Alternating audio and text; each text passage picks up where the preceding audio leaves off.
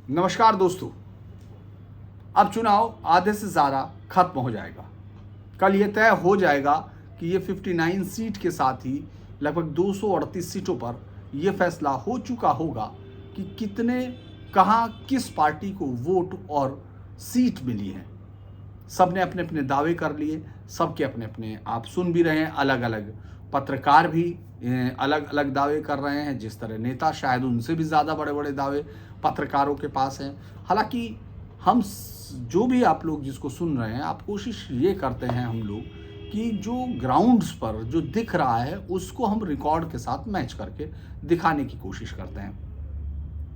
पहले 3 फेज को अपने अपने हक में बताने वाले लगभग सभी मेजर पार्टियां हैं। यहाँ तक कि कांग्रेस को भी लग रहा है, उसके भी नेताओं से आप बात करो तो वो भी यही बताने की कोशिश करेंगे कि साहब हमको जन समर्थन मिल रहा है, महिलाओं ने हमारे लिए बहुत वोट किया है और प्रियंका गांधी जी आंधी आ गई है। तो इसी तरह से दूसरी पार्टी। लेकिन अगर हम लोग बहुत ही सिंसियरिटी से इस मजाक से ऊपर उठकर देखते हैं तो लगता है कि जैसे समाजवादी पार्टी और बीजेपी के बीच में ये पूरी लड़ाई है। बीजेपी जिस तरह से पिछली बार 2017 में जीत कर आई थी, जितनी बम्पर मेजॉरिटी के साथ आई थी, अब सवाल कई बार ये लग रहा है कि क्या वो उस मेजॉरिटी को दोहरा रही है या उससे नीचे जा रही है। क्योंकि जिस तरह का माहौल आपको बनता हुआ दिख रहा है या बनाया हुआ जा रहा है, उसमें बहुत बार ये लगता है कि हाँ, शायद कहीं ऐसा तो नहीं है कि कोई एक आंधी चल रही है जिसको आप पकड़ ना पा रहे हो। लेकिन मुझे लगता है कि पहले 3 फेज का बहुत क्लियर कट विश्लेषण करने पर भी हमको नहीं दिखता कि इस तरह की कोई बड़ी चीज़ आपको दिख रही हो। क्योंकि अमूमन आप जब भी किसी वोटर से पूछते हैं तो वो वोटर कम से कम मुख्यमंत्री योगी और प्रधानमंत्री मोदी को लेकर बहुत ही सकारात्मक जवाब देता है, जब तक कि आप उसको उसके जातीय गणित के आधार पर नहीं देखने की कोशिश करो। इस पूरे मसले में आप जाएंगे तो लोग इस बात की भी बड़ी तारीफ करते हैं कि कानून व्यवस्था बहुत बेहतर हुई। मैंने आपको बताया कि तीसरे फेज़ में चूँकि जातीय समीकरण बहुत ज़्यादा दिखने लगा था, क्योंकि वहाँ मुस्लिम फैक्टर्स बहुत बड़ा नहीं था। उसी तरह से इस पूरे क्षेत्र में, जिसमें कि अवध की बहुत सारी सीटें हैं और जिन जिलों में होना है उनमें पीलीभीत है जिसकी 4 सीटें हैं, लखीमपुर खीरी 8 सीटें हैं, सीतापुर 9 सीटें, हरदोई 8 सीटें, उन्नाव 6 सीटें, लखनऊ में 9 सीट हैं, रायबरेली में 5, फतेहपुर में 6 और बांदा में आपकी 4 सीटें हैं। इसके बाद आप कुल मिला के ये 59 सीटें हैं। 4 सीटें रोहिलखंड की हैं, 51 सीटें सेंट्रल यूपी की और 4 सीटें बुंदेलखंड की आती हैं। यानी काफ़ी, जिस तरह से आपने इससे पहला फेज़ देखा था उसमें भी काफ़ी ज्योग्राफिकल डिफरेंस था। यहाँ भी अलग अलग हिस्से में अलग अलग बोली, चाहे वो रोहिलखंड की तरफ चले जाएँ और बुंदेलखंड की, दोनों के बीच का अंतर आपको मालूम है। तो वो वोट कैसे होगा जब आप उसको एनालाइज करते हैं तो फिर लगता है कि जैसे पुराने रिकॉर्ड के साथ देखें। बीजेपी ने जो 2017 में 50 सीटें जीती, उस वक्त उसको 41.13% वोट मिला था। यानी उसके पास जो वोट का परसेंटेज था, जिस तरह का जातीय समीकरण उसके पास था, उसमें उसको काफ़ी ज़बरदस्त वोटिंग हुई थी। और फिर यहाँ इस बात के लिए कि क्योंकि यहाँ कोई मुस्लिम वोटर्स इतना नहीं है, तो इसलिए ये नहीं आप कह सकते थे कि ये हिंदू कंसोलिडेशन है या हिंदू ध्रुवीकरण है, जो अमूमन एक एक्सक्यूज़ हुआ करता है जब आप लोगों को देखते हैं। वो पत्रकार जो एक ख़ास किस्म की जो मोतियाबिंद से ग्रसित होते हैं। अपना दल को 0.64, एक सीट यहाँ भी मिली थी, चूँकि अभी भी 2 सीट पर लड़ रहा है। इसमें भी गठबंधन बीजेपी के साथ अपना दल का है। बसपा को 2 सीट मिली थी लेकिन 22% वोट मिला था। ये आप गौर कीजिए कि 22% वोट उस समय 22.12% वोट मिला था उस पूरे चुनाव में। कांग्रेस को, एसपी को 4 सीटें लेकिन 21.68% वोट मिला। यानी बसपा को यहाँ पिछली बार सपा से ज़्यादा वोट मिला था। कांग्रेस को 2 सीटें मिली थी, चूँकि गठबंधन में थी। 2 लड़के साथ थे उस वक्त, दूसरे 2 लड़के थे। अखिलेश तो वही हैं लेकिन लड़का दूसरा बदल गया, उस वक्त राहुल गांधी थे। 7.66 वोट मिला था परसेंटेज। आरएलडी को यहाँ खैर 0 सीट थी लेकिन 0.99 वोट मिला। 1% भी वोट नहीं ले पाए थे, 5.78 चौथे चरण में। लेकिन एक बड़ा इंपॉर्टेंट ये है कि आखिर फिर चुनाव किस किस के बीच में हो रहा था। सपा 29 सीटों पर दूसरे नंबर पे थी। यानी बीजेपी ने जीती ज़रूर 50 सीटें थी, लेकिन सपा दूसरी सीट पर थी जो 4 सीटें जीत कर, लेकिन लगभग 29 सीटों पर दूसरे नंबर पे थी। बसपा 16 सीटों पर दूसरे नंबर पे थी, कांग्रेस 9 सीटों पर दूसरे नंबर पे थी और बीजेपी ने 5 सीटों पर दूसरा नंबर हासिल किया था। यानी 50 सीटें जीती थी और 5 सीटों पर वो दूसरे नंबर पर, कुल मिला के 55 सीटों पर बीजेपी बहुत फाइट में थी। मैं ये बता रहा हूँ कि ये पूरा इलाका बीजेपी का एक गढ़ वैसे भी माना जा रहा था, और चूंकि बीजेपी के पास इस इलाके में काफ़ी पहले से भी सफलताएं उसको मिलती रही। हालांकि सफलताओं का रेट बहुत ज़बरदस्त था।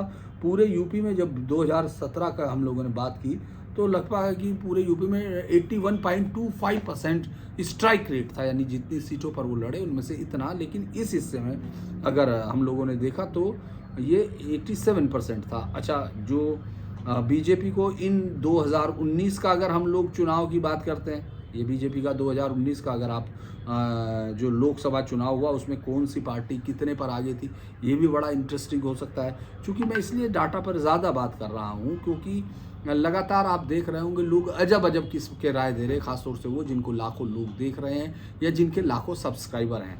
वो जो मेन स्ट्रीम की पत्रकारिता से बाहर हैं और उनके प्रतिबद्धताएं पहले से दिखती रही हैं, लेकिन वो लोग बड़े अजीब से दायरों के साथ, जैसे वो 5 कारण गिनवाते हैं जीत के, लेकिन आप जब वो सुनना शुरू करते हैं तो वो 2-3 सीटों के कारण को पूरे सीटों पर गिना रहे हैं। और चूंकि लोग देख रहे हैं क्योंकि उनको लगता है कि हाँ ये सब चीज़ें ठीक है, इसीलिए मैं रिकॉर्ड के सहारे आपको ये बताने की कोशिश कर रहा हूँ कि रिकॉर्ड्स क्या कहते हैं, किस तरह बदलते हैं, क्या होता है, उस पर हम लोग बात कर रहे हैं। 14 चरण की अगर 59 सीटों में मैंने आपको बताया कितने लोग, कांग्रेस 9 सीटों पर, और 2019 में इन 59 सीटों का क्या हाल था। इनमें से बीजेपी 51 पर आगे थी। यानी अगर हम 2019 का जो लोकसभा चुनाव था उसको असेंबली वाइज देखते हैं, सेगमेंट में हिस्सा करके देखते हैं, तो बीजेपी 51 सीटों पर आगे थी, कांग्रेस 5 सीटों पर आगे थी, बसपा 2 और सपा 1 सीट पर आगे थी। ये मतलब हैरानी की बात है, लेकिन इस आपको लग रहा होगा, लेकिन इसमें ज़्यादातर जगह पर बसपा और उनके बीच में जो गठबंधन हुआ था उसके आधार पर जो सीटें बटी थी उसमें ये चीज़ें हैं। 12 लोकसभा सीटें इस फेज में थी, जिसमें से 11 पर बीजेपी ने और बची एक रायबरेली पे कांग्रेस ने जीत दर्ज की थी। यानी इस पूरे बेल्ट को पूरी तरह से इसे भाजपा का बेल्ट कहना चाहिए, लेकिन चूंकि लोग उस तरह से नहीं कहेंगे तो वो एक रायबरेली अकेली सीट थी जो कांग्रेस को इस पूरे राज्य में 80 सीटों में से हासिल हुई थी। लेकिन अगर इन्हीं सीटों को 2012 में देखें तो 2012 में सपा ने 39 सीट जीती थी, इनमें से 59 में से 39 सीटें जीती, बसपा को 12 सीटें मिली थी और बीजेपी महज 4 सीटों पर थी। यानी 2012 से 2017 के बीच में इतना बड़ा अंतर बीजेपी ने हासिल किया और उसको रिटेन फिर किया, क्योंकि 2014 में उसको अच्छा मिला और उसके बाद 2017 आ गया और 2017 के बाद 2019, यानी 3 चुनाव आपको ऐसा लगता है कि, और कह सकते हैं कि जब 3 चुनाव आप होते हैं तो आपने काफ़ी एक कंफर्टेबल स्थिति हासिल कर ली होती है, या जो समीकरण आपने यहाँ बनाने होते हैं वो आप बना चुके होते हैं। कांग्रेस को जो है 3 सीटें मिली थी और 1 पर पीस पार्टी हुई थी। 2007 में चूंकि बसपा आई थी तो उस वक्त उसको कितनी मिली थी, यानी जो सत्ता में आने वाली पार्टी उसको इस इलाके से किस तरह की सपोर्ट मिली, उस पर हम लोग बात करें। महज और चूंकि 2008 के परिसीमन से पहले चुनाव हुआ था 2007 में, उस वक्त यहाँ 60 सीटें थी, बसपा ने 25 सीटें जीती थी, बीजेपी को महज 8 सीट मिली थी। यानी 2007 से 2012 में बीजेपी आधा रह गई थी, लेकिन 2012 से 2017 में वो कई सौ गुना, यानी एक ऐसा मार्जिन जो कोई देख नहीं रहा था। और बसपा को 1 सीट जो मिली थी मोहनलालगंज पर आर के चौधरी थी। अब अगर हम लोग ये देखें कि किस तरह से इन समय में, क्योंकि यहाँ फिर दलित वोटर्स बहुत ज़्यादा हैं, ये आप गौर कीजिएगा। जो अगर हम लोग 2017 में देखें तो इनमें से 17 दलित विधायक चुनकर आए थे, 11 सीटों को ब्राह्मणों ने जीता था, 10 पर ठाकुर थे, 9 पर कुर्मी, 5 पर वैश्य, 1 पर कायस्थ, खत्री 1, कुशवाहा 1, लोधी और प्रजापति, सिख और यादव 1 सीट पर। हालांकि यादव यहाँ अगर हम लोग देखते हैं सरोजनी नगर सीट, जिस पर ज्वाइंट डायरेक्टर, पूर्व ज्वाइंट डायरेक्टर ईडी के लड़ रहे हैं, जिनकी चर्चाएं मुझे लगता है कि बहुत ज़्यादा हो गई, क्योंकि उन्होंने चिदम्बरम को जो एक पूरा मामला जिसको उन्होंने इन्फोर्समेंट डायरेक्टरेट की तरफ से पकड़ा और उसको सलाखों के पीछे जो पहुंचाने का काम किया है, जो एक को एकदम अद्भुत काम माना गया कि ये सब ऐसा हो सकता है क्या, लेकिन उन्होंने उसको अंजाम दिया। तो वो इस्तीफा देकर आए और उनको हाथों हाथ टिकट मिला, और वो भी ऐसी सीट पर टिकट मिला जो पहली बार बीजेपी को एक महिला नेत्री स्वाति सिंह ने, जो कि एक्सीडेंटल पॉलिटिशियन बनी थी, जिसके पति दयाशंकर सिंह जो है बीजेपी के नेता थे, संगठन का आदमी, लेकिन मायावती को जो जब मुख्यमंत्री थी उसके बाद वो एक बार उनके शब्दों से जो हुआ, उसके बाद जो बसपा के कार्यकर्ताओं ने उनकी बेटी को लेकर जो कहा, उसका जवाब जिस तरह से स्वाति सिंह ने दिया था, वो रातों रात फेमस हो गई थी और बीजेपी ने उनकी सफलता को इस्तेमाल किया उस सीट से जीतने के लिए, जो अमूमन उन्होंने कभी जीती नहीं थी। लेकिन इस बार उनकी दावेदारी को बहुत बड़ा माना नहीं गया। हालांकि सीट का चेंज सजातीय ही हुआ, उन्होंने पार्टी ने एक राजपूत को ही टिकट दिया, स्वाति सिंह से लेकर वो टिकट दिया। इस पर सीट पर बहस भी थी, पति पत्नी लड़ पड़े। मतलब राजनीति आप कई बार, आपको मुझे भी कई बार चौंकाती है कि क्या रिश्ते को इस तरह बदल देती है कि पति पत्नी ही सड़क पर झगड़ने लगे, एक दूसरे को वो ये कहने लगे कि वो उनके राजनीतिक कैरियर के खिलाफ खड़े हैं, तो वहाँ वो आए हैं। तो मुझे लगता है कि वो बहुत इंटरेस्टिंग सीट है, मैं उस पर भी बात करूँगा। और अगर हम लोग ये देखें कि इस पर कितने लोग मतदाता हैं, 26% दलित मतदाता और मुस्लिम मतदाता में 17% हैं। तो चौथे चरण की जो 17 सीटें हैं वो यहाँ आरक्षित हैं। और जो मतदाता अगर हम लोग देखेंगे तो सबसे ज़्यादा यहाँ पीलीभीत में, यानी जो इंटरेस्टिंग चीज़ है, पीलीभीत में 24% मुस्लिम मतदाता हैं, जो दलित मतदाता 16 के साथ मिलकर एक डेडली कॉम्बिनेशन बनता है, यानी एक बड़ी ताकत की तरफ इशारा करता है। लेकिन वो यहाँ होता हुआ नहीं दिख रहा है, क्योंकि जो दलित मतदाता है वो या तो बीजेपी पर, वो या तो सपा पर, बसपा पर जा रहा है, और या फिर वो अपने बीजेपी के साथ उसका जा रहा है। लखीमपुर में 20% मुस्लिम मतदाता हैं। लखीमपुर वही जगह है जहाँ गृह राज्य मंत्री टैनी, अजय मिश्र उर्फ टैनी के बेटे की गाड़ी से किसान कुचले गए थे, और किसानों ने भी बदले में कुछ भाजपा के कार्यकर्ताओं को पीट कर मार दिया था। उस पर हालांकि बहुत कम चर्चा हुई, इस बात पर टैनी पर बहुत हुई, और टैनी के बेटे को अभी जमानत भी मिल गई है। ये जमानत पर बहुत सारे लोगों को आश्चर्य भी हुआ और उसका इस्तेमाल किया गया कि देखिए बीजेपी ने जमानत करा ली। हालांकि मुझे लगता है ये पूरी तरह से कोर्ट का मसला है, और अगर आप सीधे तौर पर कोर्ट को कहें तो मुझे लगता है पार्टी से ज़्यादा है, लेकिन हर चीज़ को इस्तेमाल किया गया। और लेकिन रिहाई के बाद अभी भी आप टैनी के बेटे को, आशीष मिश्र को, कहीं देख नहीं होंगे, वो कहीं परिचर्चा में, ना ही टैनी जो बहुत ही ताकतवर नेता के तौर पर उस इलाके में थे, ब्राह्मण चेहरा थे, वो भी आप उनको किसी रैली में, किसी उसमें नहीं देख रहे हैं। अगर फिर मुस्लिम सीतापुर में भी 20% के करीब है, 21% लखनऊ में। लखनऊ की सीटों पर जो बहस, जो लड़ाई इस वक्त है, सबसे ज़्यादा लोगों की नज़र लखनऊ में, देश की राज्य की राजधानी है और देश के बहुत खूबसूरत शहरों में से एक लखनऊ किस तरफ फैसला देता है, ये हर एक सीट पर सीट दर सीट मुकाबला होगा। पिछली बार 9 में से 7 सीटों पर बीजेपी ने जीत हासिल की थी। और अगर हम लोग देखें कि कौन किस जाति पर कहाँ तो दलित सभी जगह पर है, और मुस्लिम्स भी 57 सीटों पर है, लेकिन 18 सीटों पर वो ठीक ठाक स्थिति में होता है। ब्राह्मण्स जो है 14 सीटों पर अच्छे से असरदार है, कुर्मी 8 सीटों पर है, ठाकुर 7 सीटों पर असरदार है, यादव 6 सीटों पर, यानी यादव भी यहाँ आपको मिलेंगे 4 सीटों पर, वैश्य है, लोधी 2 पर, इस तरह से अलग अलग है। और अगर हम लोग गठबंधन की बात करें तो गठबंधन में सपा भाजपा पर 57 सीटें वो लड़ रही हैं, और इसके बाद बाकी सीटों पर मुझे लगता है कि उनको 2-2 सीटों पर दोनों गठबंधन से उनके अलग अलग लोग लड़ रहे हैं। अब मैं आपको ये एक और चीज़ मैं दिखाना चाहता हूँ कि किस तरह से, माफ़ कीजिएगा, एक और डाटा मैं आपको, लेकिन ये डाटा की है बातचीत, हम लोग डाटा की इसलिए कर रहे हैं क्योंकि रिकॉर्ड, मैंने आपको बताया कि ये रिकॉर्ड की जो कहानी है, जो सब लोगों को ये लग रहा है कि वो पूरी ताकत के साथ जिताने में लगे हुए हैं, समीकरण उनको दिख नहीं रहे हैं, वो लोग ये बता रहे हैं कि समीकरण की इसलिए कोई वो नहीं है, समीकरण पर बात नहीं, कारण क्यों है ये नहीं है। जो कारण बताए जा रहे हैं कि साहब वो सिरसागंज में जो लड़ रहे थे वो मैदान में नहीं दिख रहे हैं, तो ये सब चीज़ें मुझे लगता है कि बहुत ज़्यादा मायने उस वक्त नहीं रखती हैं जब कोई, अगर आंधी नहीं चल रही है। अगर कोई आंधी चल रही होती है तो फिर आप कह सकते हैं कि ये चीज़ें हमको बहुत ही इंटरेस्टिंग लोकसभा पर मैंने 1 मिनट आपको, असेंबली पोल का हम लोग देख रहे हैं, 1 मिनट मुझे आपको देना होगा, मैं माफ़ कीजिएगा, मैं आपकी के लिए ये कोशिश कर रहा हूँ कि मैं इसको निकाल पाऊँ।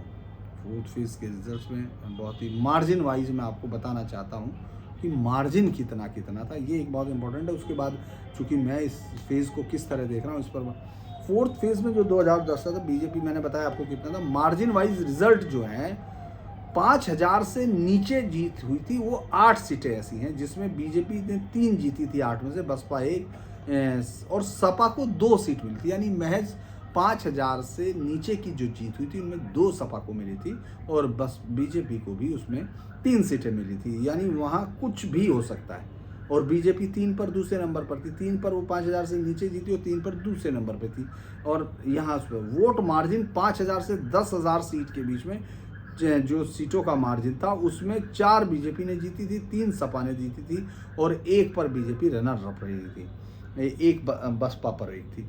वोट मार्जिन 10,000 से 15,000 के बीच में 3 बीजेपी ने जीती थी और 3 बीजेपी ने जीती और एसपी 2 पर पीछे रही। वोट मार्जिन 15 से 20,000 सीटों पर, जो 20,000 मतों का था उसमें बीजेपी ने 9 जीती थी। जो 20,000 से 25,000 में जीती गई जो 9 सीटें थी वो बीजेपी ने 9 सीटें जीती थी। बसपा में उनमें 9 पर रनर अप रही थी। मैं इसको कह सकता हूँ कि बसपा यहाँ पिछली बार काफ़ी सीटों पर उस अंतर में थी, लेकिन दूसरे नंबर पे थी। जो 25 से 30,000 के मार्जिन से वो 5 पर बीजेपी जीती थी और 4 पे बसपा रनर अप थी। और मैं इसी तरह वोट मार्जिन 30,000 से 35,000 पर 6 सीटें जीती जो बीजेपी ने जीती थी। उसके अलावा 35,000 से 40,000 की 3 सीटें बीजेपी ने जीती, 40 से 45,000 की 4 सीटें बीजेपी ने जीती, 45,000 से 50,000 की 4 सीटें बीजेपी ने जीती और वोट मार्जिन 50,000 से 55,000 के बीच में 4 सीटें बीजेपी ने जीती। ये बहुत बड़ा मार्जिन था और सबसे बड़ा मार्जिन था जो जीत का रायबरेली सीट पर था। जो हाईएस्ट मार्जिन था वो 90,000 के करीब मान लीजिए, क्योंकि 89,913 के साथ था। अब इसमें आप सोचिए कि इसमें रक्षा मंत्री जो है राजनाथ सिंह भी मतदाता हैं, इसमें सोनिया गांधी भी मतदाता हैं और राज्य की पूर्व मुख्यमंत्री मायावती भी हैं। तो आप सोचिए कि कल कितना हाई प्रोफाइल जो ज़्यादातर मंत्री हैं, जैसे ब्रजेश पाठक हैं, राजेश्वर सिंह हैं, ये तमाम लोग लड़ रहे हैं। रायबरेली की सीट का मैं जिक्र करना चाहूँगा कि रायबरेली की सीट एक ऐसी सीट है जो बहुत सालों से माफिया टर्न, डॉन टर्न राजनेता अखिलेश सिंह की सीट थी। यानी हम लोग रायबरेली सदर और हरचंदपुर जो कांग्रेस को पिछली बार मिली थी उसमें से रायबरेली सदर वो सीट है जिसका रिश्ता अखिलेश सिंह के साथ जुड़ गया था। उसको बहुत बाहुबली मानते हैं, बहुत माफिया, बहुत सारी चीज़ें उसके लिए कही गई, लेकिन वो लगातार जीतता रहा। उसके परिवार के पास मुझे लगता है कि इतनी ज़्यादा ताकत रही कि वो अखिलेश सिंह का टेरर बहुत सारे लोग बनाते हैं। बहुत सारे लोगों ने, हालांकि पांडे परिवार के साथ उनका एक लंबा जो युद्ध हुआ, पॉलिटिकल वॉर था, उसमें अखिलेश सिंह जब तक रहे तब तक वो कभी डिगे नहीं। और उनकी बेटी पिछली बार सदर से कांग्रेस से, जब राज्य में कांग्रेस महज 7 सीटों पर जीती थी, उसमें सबसे बड़ी सीट वहाँ से जीती। और राकेश सिंह जो दूसरे विधायक थे उनका हरचंदपुर, वो भी दोनों, लेकिन दोनों इस बार उलट जगह पर। यानी कल पिछली बार जो वो जिस पार्टी से लड़ रहे थे, इस बार वो उसी पार्टी की तरफ से हैं। इस बार योगी आदित्यनाथ को अपना आइडल मानने वाली अदिति बीजेपी से चुनाव लड़ रही है। हालांकि कहा जा रहा है कि इस सीट पर वो थोड़ा फंस रही हैं, लेकिन माफ़ कीजिएगा, लेकिन ये एक बड़ी दिलचस्प सीट होगी क्योंकि अब अखिलेश सिंह नहीं है। अदिति सिंह ने उनकी विरासत को किस तरह लिया, चूँकि अखिलेश सिंह की बेटी ही वो थी और उनके पति कांग्रेस के वहाँ पंजाब से हैं, तो वहाँ भी टिकट कटने को लेकर आपने देखा होगा बहुत कंट्रोवर्सी हुई थी, बहुत सारी चर्चाओं में रही थी। और अदिति सिंह के बयान चूँकि एकदम युवा हैं और उनके बयान बहुत तीखे होते हैं और कांग्रेसी पूरी ताकत के साथ, यानी इस बार के चुनाव में ये तय होगा कि क्या कांग्रेस वहाँ अखिलेश, जो बीच में एक बार कांग्रेस से डिफेक्ट भी हुए थे, अपने दम से फिर जीते थे तब भी, जबकि उनके खिलाफ राहुल गांधी, प्रियंका गांधी, सोनिया गांधी सभी की ताकत लगी हुई थी।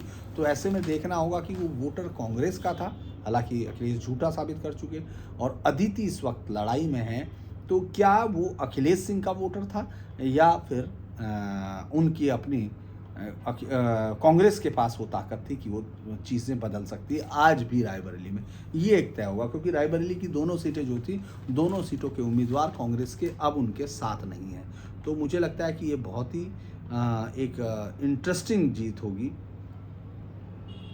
अब 4 सीटें ऐसी हैं, दिलचस्प चुनौती हैं, जो लखनऊ की मोहनलालगंज है, रायबरेली की ऊंचाहार है, जहां से 2017 में भी जीता है कौन, मनोज पांडे, वही जो अखिलेश सिंह का राजनीतिक दुश्मन और पारिवारिक और निजी रंजिश भी थी, जिसमें कि उनके भाई का कत्ल भी हुआ था, जो जिला पंचायत अध्यक्ष है राकेश पांडे, जहाँ तक मुझे आता था, क्योंकि मैंने जब अखिलेश सिंह के खिलाफ, जब मैं माफियाओं के खिलाफ एक सीरीज़ कर रहा था, जिसमें उनके रियल जो घृणित अपराध हैं, जिनको राजनीति का संरक्षण मिलता रहा, उन पर कर रहा था, तो उसी दौरान मेरी मुलाकात हुई थी। और तभी मैं घर तक गया था, क्योंकि रायबरेली का जो मिल्स एरिया है, उस वक्त अखिलेश सिंह का ये टेरर था कि अकेला गाड़ी लेकर रैली संबोधित करती हुई भीड़ पर अकेले शख्स ने, उनके साथ 2-4 गुर्गे ज़रूर रहे होंगे, गाड़ी दौड़ा दी और उसके बाद पूरी भीड़ रैली छोड़कर भाग गई, मंच से लोग कूद कर भागे। इसके बावजूद मिल्स एरिया में जो मंगल पांडे उसको कहते थे, अखबार वाला, उसके मेरे नाम एग्जैक्ट याद नहीं है, उसका लोग कहते हैं बड़ी विभत्सपूर्ण, यानी ईडियों से मार कर उसको कत्ल कर दिया था वहाँ। इस तरह के 65 मुकदमे या 64 मुकदमे थे, जिसमें सारे ज़्यादातर ख़तरनाक मुकदमे थे। तो वो एक दौर था अपराध का, और आज उनकी बेटी क्या बिना आपराधिक ताकत के जो उनके पिता को हासिल थी, वो जीतती है या नहीं, ये देखना बहुत ही दिलचस्प होगा। इस बार अगर हम लोग देखते हैं कि 2000 हरदोई का भी इंटरेस्टिंग होगा कि 8 सीटों में से भाजपा ने 7 जीती थी, और नरेश अग्रवाल के पुत्र जो है वो भी सपा के टिकट पर जीत गए थे। अब वो भाजपा में आ गए, तो इसलिए ये भी देखना होगा, चूँकि नरेश अग्रवाल और उनके बेटे का वहाँ जो पूरा का पूरा नितिन अग्रवाल है, उनका एक अपना पकड़ भी है, मतलब पार्टी की सपोर्ट के साथ और अपनी पकड़ के सहारे वो राजनीति में अभी तक का सफ़र तय कर रहे हैं। और इसीलिए मुझे लगता है कि ये कहा है कि इस पूरे समय को अगर हम लोग गौर कर रहे हैं, एक सीट मैं आपको बता चुका, सरोजनी नगर बड़ी इंटरेस्टिंग सीट है, क्योंकि राजेश्वर सिंह को दिल्ली के लोग, शायद दिल्ली के तमाम लोग, यानी यूपी के बाहर उनको बहुत ज़्यादा लोग जानते हैं, और उनकी इस सीट पर नज़र गड़ाए बैठे हैं, क्योंकि देश के, चाहे वो स्पेक्ट्रम का घोटाला हो या उसमें सुप्रीम कोर्ट ने भी उनको कई बार प्रोटेक्शन दिया था उनके खिलाफ, जब इस तरह की चीज़ें, जब आरोप लगाए, उसके बावजूद सुप्रीम कोर्ट के जजों की बेंच को उन पर इतना यकीन था कि उनको उस जांच में बनाए रखा। उनको उस जांच से हटाने के लिए कई बार कांग्रेस के नेताओं ने सुप्रीम कोर्ट तक लड़ाई लड़ी कि चिदम्बरम हो या फिर दूसरे तमाम लोग हो, लेकिन वो हटे नहीं। लेकिन एक और कंट्रोवर्सी यहाँ जुड़ रही है, जहाँ मुझे लगता है कि जिसमें थोड़ा होना चाहिए था, उनकी पत्नी लक्ष्मी सिंह यहाँ लखनऊ आईजी है, लखनऊ जोन, और मुझे लगता है कि ये शायद पहला इस तरह का मामला होगा कि पत्नी जोन में आईजी हैं और उनके पति चुनाव लड़ रहे हैं इस वीआरएस लेकर।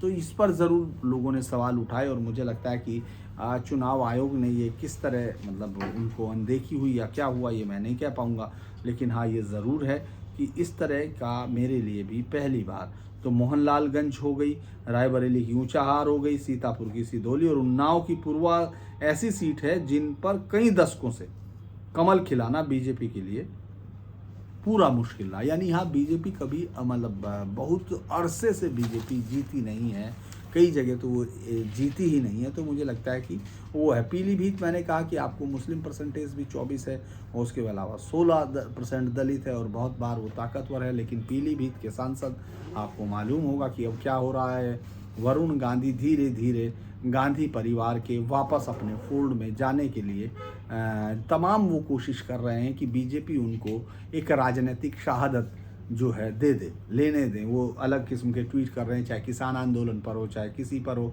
हालांकि पीलीभीत में जो है उनकी माँ जो है मेनका गांधी, चूँकि वहाँ सिखों की आबादी भी बहुत ज़्यादा है, अगर आप पीलीभीत और उस हिस्से में देखते हैं, तो उनके वोटों के सहारे भी मेनका गांधी बहुत लंबे अरसे से बीजेपी में जब से आई थी, वो अपनी जीत को बरकरार रखी थी। लेकिन उनके बेटे को लेकर अपनी जो उम्मीदें थी, उनको लग रहा था कि उत्तर प्रदेश, चूँकि गांधी परिवार का बच्चा है, तो लिहाजा मुख्यमंत्री पद तो उसके लिए बहुत छोटी चीज़ होनी चाहिए, और बीजेपी को ये एहसान मानना चाहिए कि उन्होंने गांधी परिवार के एक बड़े जो किरदार को, यानी जो राहुल गांधी के बराबर हैं, कम से कम परिवार की हायरार्की में, तो उनको जो है मुख्यमंत्री पद का उम्मीदवार दिया जाना चाहिए था। लेकिन उसके बाद से आपने देखा होगा काफ़ी, और चूंकि अब मेनका गांधी भी नहीं है तो उस पर उतनी ताकत में कि उनको मंत्री बनाया जाता, तो उसको लेकर दोनों का रुख देखना होगा। चूँकि जितना मैक्सिमम वो डैमेज करने की कोशिश अपने ट्वीट के माध्यम से वरुण कर रहे हैं या कोशिश कर रहे हैं बीजेपी उन सबको मुझे लगता है कि इस चुनाव तक उनको बर्दाश्त कर रही है। उसको लगता है कि 2024 के चुनाव में टिकट न देकर ही उनको या वो पहले इस्तीफ़ा देकर जाएं। ये एक बीजेपी की रणनीति है कि या तो वो इस्तीफ़ा दे के जाएँ। लेकिन मुझे लगता है जैसे स्वामी प्रसाद मौर्य के जाने का इंतज़ार किया और स्वामी प्रसाद मौर्य अपनी मर्जी से अपने लिए एक अनुकूल समय चुन कर गए और बीजेपी को उससे चोट पहुंची। कहीं ऐसी गलती मुझे लगता है वरुण गांधी के मामले में बीजेपी शायद कर रही है, क्योंकि मेनका गांधी का भी रुख उसी तरह का है। तो इसीलिए अगर पीलीभीत देखा जाएगा तो वो बहुत ही बड़ी चीज़ होगी। वरुण गांधी पूरी तरह से नहीं है और 2017 का, लेकिन एक सीट पर हाथी, एक सीट पर कमल, एक सीट पर, बाकी पर सब पर समाजवादी पार्टी और बीजेपी के बीच में सीधी टक्कर दिख रही है। लखीमपुर दंगे का क्या हो? लखीमपुर दंगा जिसमें उन्होंने गाड़ी चढ़ा दी थी, उसके बाद किसानों ने वहां जाकर दस्तक दी, किसानों ने धरने दिए। लेकिन मुझे लगता है कि टिकैत का जो आना और टिकैत को किसान नेता बनाना और उस वक्त उस सब में उनको वोट मिल पाएगा कि नहीं। जिस तरह से मैंने आपको कहा है, पंजाब के बारे में मैंने आपको बताया था कि बहुत श्योर हूँ कि जो किसान मोर्चा के नेता थे वो वहाँ जमानतें जब्त कराकर और उस जमानतें जब्त कराने का कोई रिकॉर्ड बनाकर वापस लौटेंगे, क्योंकि वहाँ जो पॉलिटिकल लीडरशिप थी, मैं भटक नहीं रहा हूँ इसलिए बता रहा हूँ क्योंकि टिकैत यहाँ निगासन और खीरी आए थे इसीलिए। और योगेंद्र यादव का बयान आपने सुना ही होगा कि किस तरह से उन्होंने अभी ट्वीट किया था कि बीजेपी के वोट गैयाँ खा गई। तो वो जो खीरी का इलाका है, पीलीभीत का इलाका है, वो इसलिए भी बहुत इंटरेस्टिंग है कि वहाँ तमाम लोग खीरी में टेनी का नाम और टेनी से इस्तीफे की जीत लगातार, और फिर दोबारा तमाम लोग, हालांकि मुख्यमंत्री वो इस्तीफ़ा दिया लाया नहीं है, बहुत सारे लोग इसके पक्ष में, बहुत सारे लोग विपक्ष में हो सकते हैं। लेकिन चौथे चरण की मतदान हिंसा की नाराज़गी क्या रूप दिखाती है, कोई असर पड़ता है या नहीं पड़ता, वो देखना होगा। क्योंकि बीजेपी 2017 में यहाँ 8 की 8 सीटें जीती थी। ब्राह्मण बाहुल इस एरिया में अजय मिश्र ऑफ टेनी काफ़ी लोकप्रिय अपने लोगों में हैं। अब ये देखना होगा कि उनका जो उनके खिलाफ एक माहौल बनाने की कोशिश की गई उसका क्या।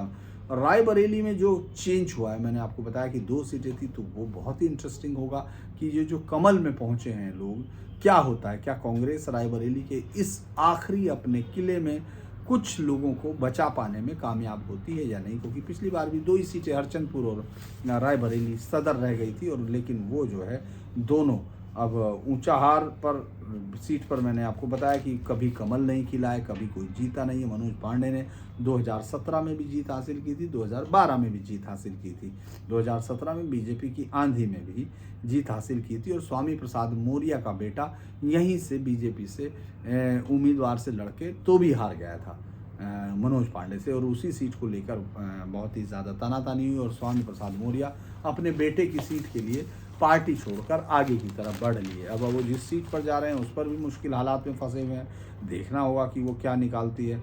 अमरपाल मौर्य को उतारा है उन्होंने, मनोज पांडे तीसरी बार लड़ रहे हैं, तो देखना होगा। और अगर मैं बताऊं कि पिछले चुनाव में अगर हम सीट जिला वाइज देखते हैं तो पीलीभीत की सभी 4, लखीमपुर की सभी 8, फतेहपुर की 6 सीटों पर अपना दल सहित सभी सीटों पर जीत मिली थी।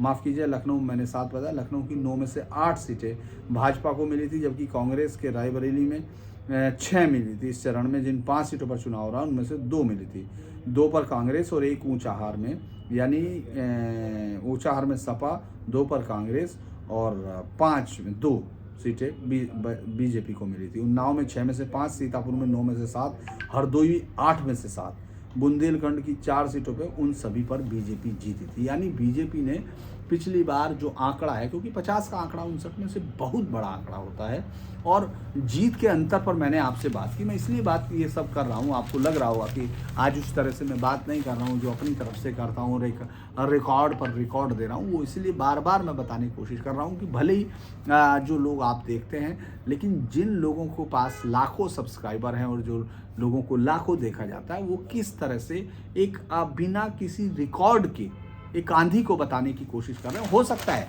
कि उनके पास कोई दिख रहा हो, लेकिन वो कॉमन आदमी उस आंधी को देख नहीं पा रहा। इस पूरे फेज में जो बीजेपी के लिए बहुत ही माकूल फेज बनाया जाता है, माना जाता है, वहाँ भी वो इस बात के लिए कह रहे हैं कि वो पूरी तरह से संकट में खड़ी है, पूरी तरह से बदलाव में खड़ी है। मुझे लगता है कि ये बहुत ही अजीब सी बात है कि बिना किसी रिकॉर्ड के सहारे हम इस तरह की बातों को देखते हैं। एक और बातचीत जो मैं आज, मतलब हालांकि फर्स्ट फेज से ही शुरू हुआ था, और ये एक बहुत ही प्रोएक्टिव पॉलिसी होती है जो हम लोग इस समय देख रहे हैं। ज़्यादातर लोगों ने अब ये कहना शुरू कर दिया, अगर आप देखेंगे समाजवादी पार्टी के लोगों का, ये बड़ा इंटरेस्टिंग है। मैं सोच रहा था कि ऐसा क्यों है, जिसमें वो ये कह रहे हैं कि पार्टी भले ही, मतलब पार्टी तो जीत रही है अगर ईवीएम जीतने दे। अभी से वो कहानियाँ शुरू होने लगी कि साहब हैकिंग हो जाएगी, वहाँ ये हो जाएगा, ये हो जाएगा।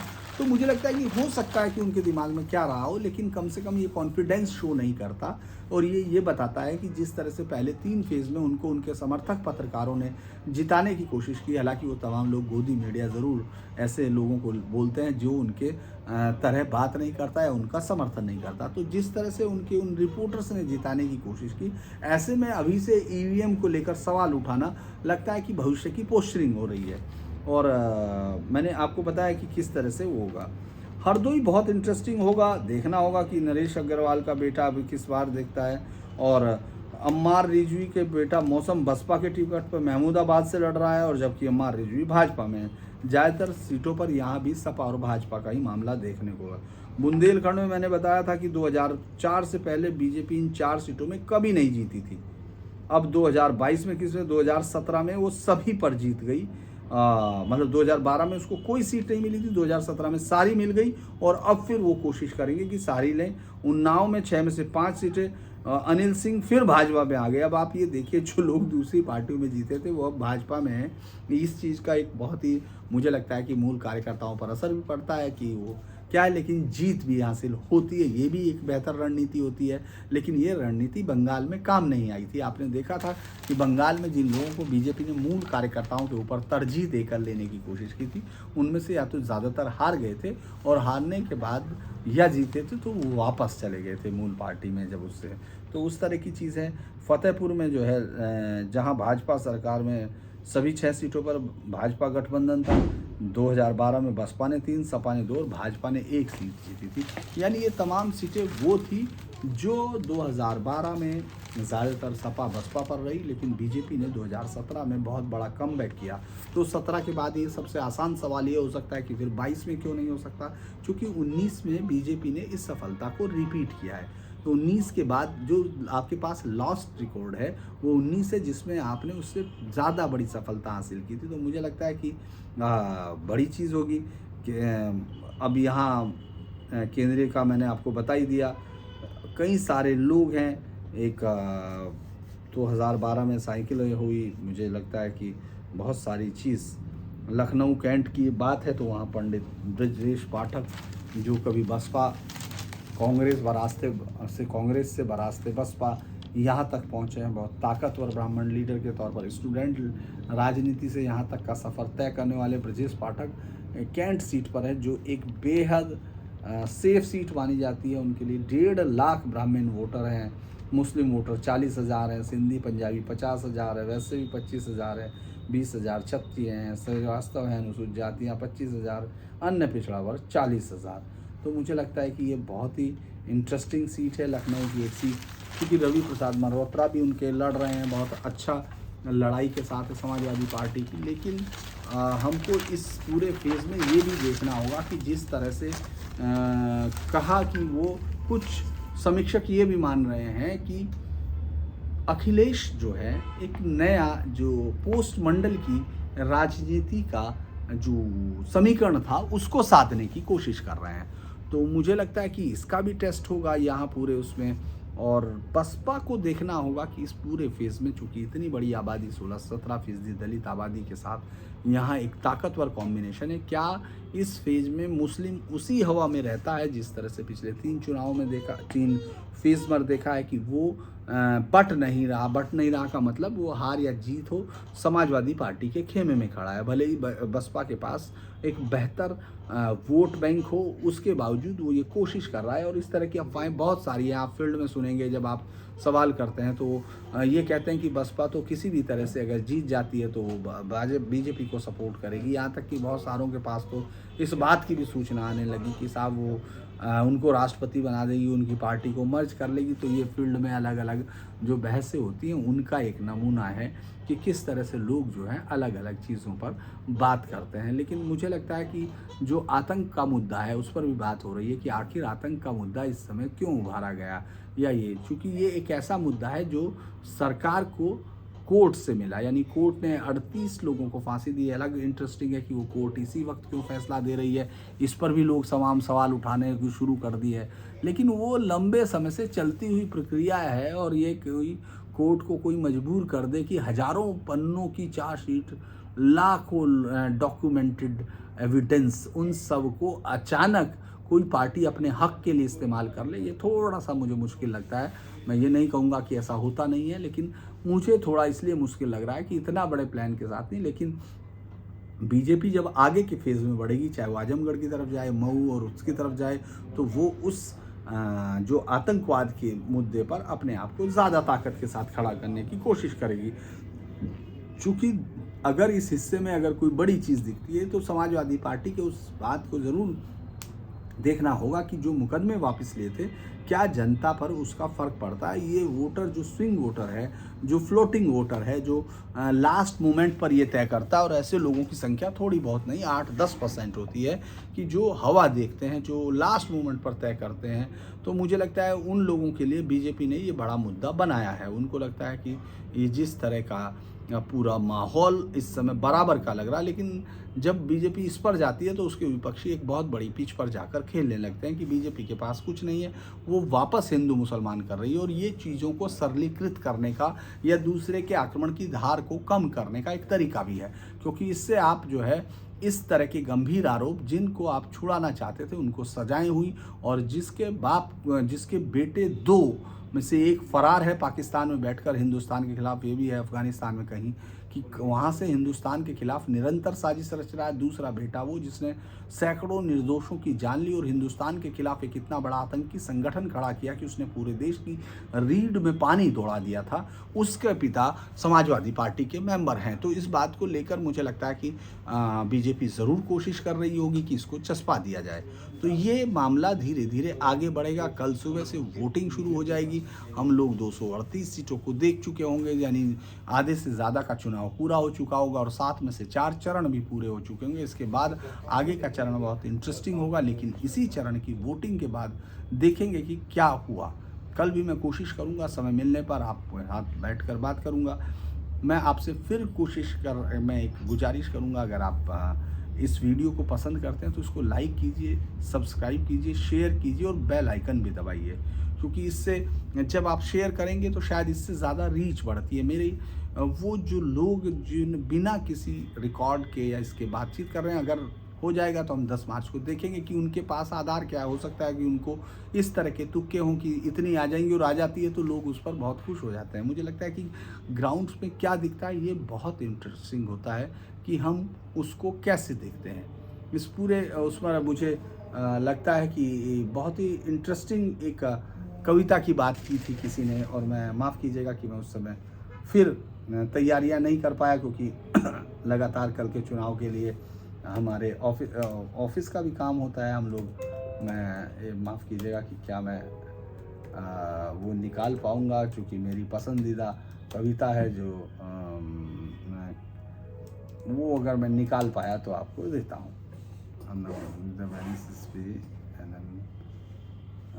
मुझे लगता है पोयम, हाँ 1 मिनट, मेरे पसंदीदा कवि हैं, आप माफ़ कीजिएगा मैं बिना किसी तैयारी के बैठ गया था, क्योंकि मैं चाह रहा था कि आपसे इस पर बात करूं, लेकिन कुछ चीज़ें इसमें भी हैं जो देख लेनी चाहिए। राइटिंग ऑफ द, तुम्हारी फाइलों में, मतलब अब यहाँ बात करते हैं कि राजनीति क्या कर सकते हैं। एक मैं थोड़ा सा बस आपको, काजू भुने प्लेट में, विस्की ग्लास में, उतरा है रामराज विधायक निवास में, पक्के समाजवादी हैं तस्कर हो या डकैत, इतना असर है खादी के उजले लिबास में। मुझे लगता है कि आपको इसके साथ जिनको हिंदू या मुस्लिम के एहसासात को मत छेड़िए, अपनी कुर्सी के लिए जज्बात को मत छेड़िए।